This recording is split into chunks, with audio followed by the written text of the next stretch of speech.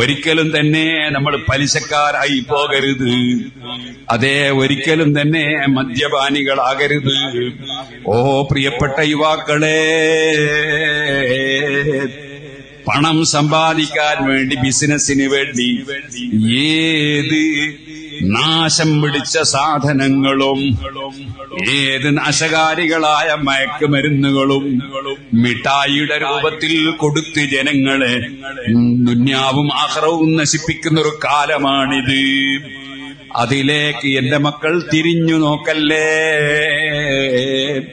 സ്വന്തം ഉമ്മയുടെ കഴുത്തിൽ വാളെടുത്ത് വെക്കുന്ന മകൻ, സ്വന്തം കുടുംബത്തിലെ 4ഉം 5ഉം ആളുകളെ കൊന്നുകളയുന്ന മക്കൾ സമുദായത്തിലുണ്ടെന്ന് കേൾക്കുമ്പോൾ എത്ര വേദനയാണ്.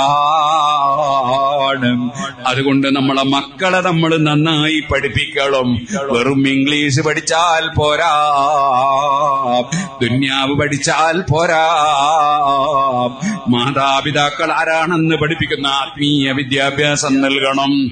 ദർസുകളും അതുപോലെ ദഅവാ കോളേജുകളും അറബിക് കോളേജുകളും ഒക്കെയായി നമ്മളെ മക്കളെ ബന്ധപ്പെടുത്തണം.